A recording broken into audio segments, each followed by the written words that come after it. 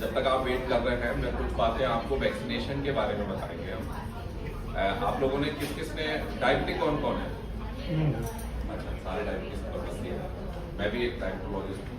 तो हम कुछ वैक्सीन के बारे में बताएंगे।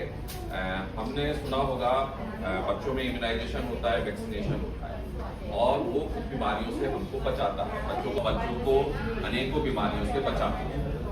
भारत सरकार ने ही कंपल्सरी की हुई है, गवर्नमेंट की तरफ से ये नेशनल इम्यूनाइजेशन प्रोग्राम है कि वो वैक्सीन लगनी ही लगनी है। अभी मैं एक बात और करता हूँ, हमने देखा था कोविड में 20 में बहुत दिनों तक लॉकडाउन रहा, तो वो कंपल्सरी लॉकडाउन था, गवर्नमेंट ने वो स्ट्रिक्ट किया था, तो लॉकडाउन था, इसलिए शायद डेथ 20 में कम हुई थी, 21 में ज्यादा हुई थी, क्योंकि तब गवर्नमेंट ने कंपल्सरी नहीं किया था तो बहुत कम टाइम के लिए लॉकडाउन लगा था।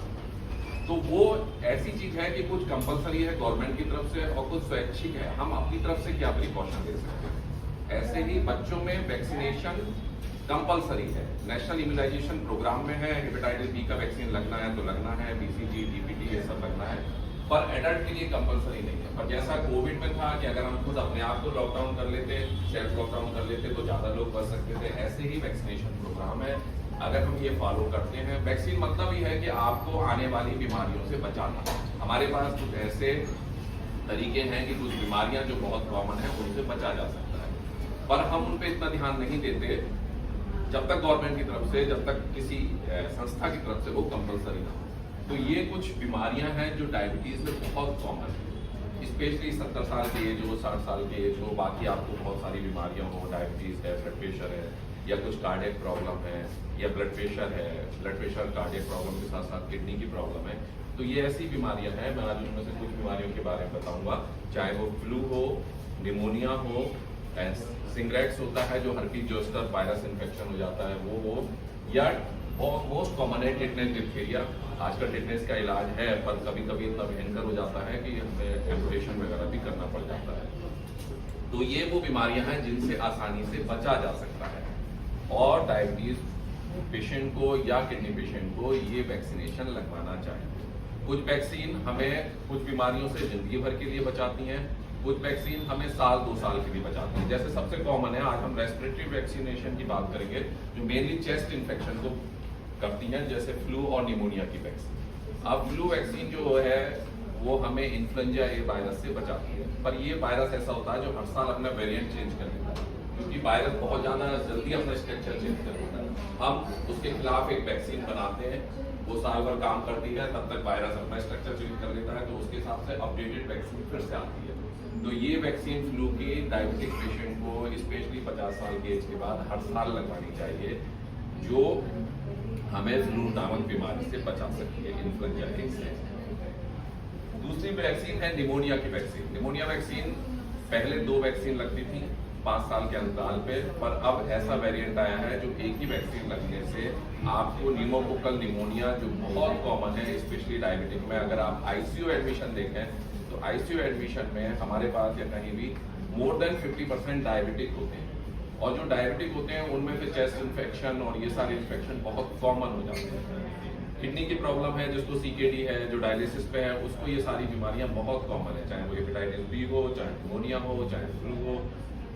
इनमें से अधिकांश बीमारियों से हम इन वैक्सीन के द्वारा ही बच सकते हैं। फ्लू की वैक्सीन जैसे मैंने बताई वो साल में 1 बार लगती है, पर निमोनिया की वैक्सीन तो जिंदगी में ही 1 बार लगनी होती है, उससे हम जिंदगी भर तक अपना बचाव कर सकते हैं। इन 2 वैक्सीन के बारे में मैंने बताया है। हेपेटाइटिस बी की वैक्सीन भी, ये तो अब बचपन से ही कंपलसरी हो गई है, बच्चों को लगती है, लेकिन इसकी बूस्टर डोज की हमें जरूरत पड़ती है, और हम में से भी अभी भी बहुत सारे लोगों ने शायद हेपेटाइटिस बी की वैक्सीन लगवाई ही नहीं होगी। हेपेटाइटिस बी की वैक्सीन भी बहुत जरूरी है। एक सिंपल सी वैक्सीन है, 3 बार लगती है शुरू में, उसके बाद 5-5 साल में एक बूस्टर डोज लगती है, और इससे आप लिवर की एक भयंकर बीमारी हेपेटाइटिस बी है जो मोस्ट कॉमन है क्रॉनिक लिवर डिजीज में और लिवर ट्रांसप्लांट का कारण, तो इससे हमको बचाव किया जा सकता है। तो ये मैंने आपको कुछ वैक्सीन के बारे में बताया। आपको वैक्सीन के बारे में कुछ पूछना है तो आप पूछिए। बाकी वैक्सीन के बारे में भी जानना है, स्पेशली अब जिसके पास लड़कियां हैं, फीमेल चाइल्ड्स हैं 9 से साल से ऊपर की, उनके लिए तो अब HPV वायरस एक इन्फेक्शन होता है जो बहुत कॉमन है, सर्विक्स कैंसर का और फीमेल जेनिटल ऑर्गन के कैंसर से, उनसे बचाव के लिए भी एक वैक्सीन आई है। तो इस वैक्सीन के बारे में जानना हो आप मेरे से कॉन्टेक्ट कर सकते हैं। पर अभी मैं डायबिटीज और जो कोमॉर्बिड कंडीशन है उनमें फ्लू, निमोनिया और हेपेटाइटिस बी वैक्सीन के बारे में आपको बता रहा हूँ। इसके बारे में या किसी और वैक्सीन के बारे में आपको कुछ पूछना है?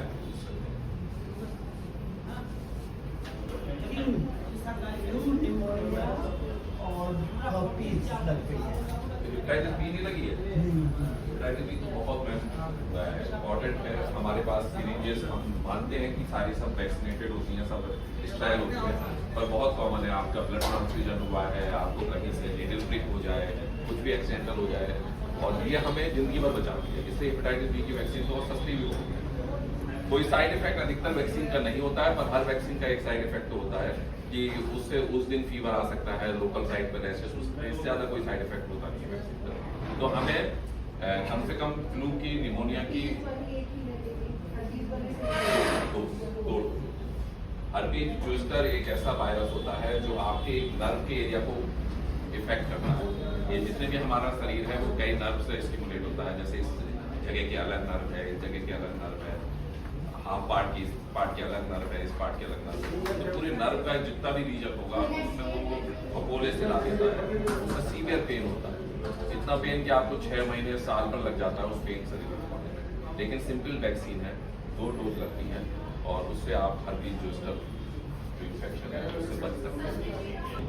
और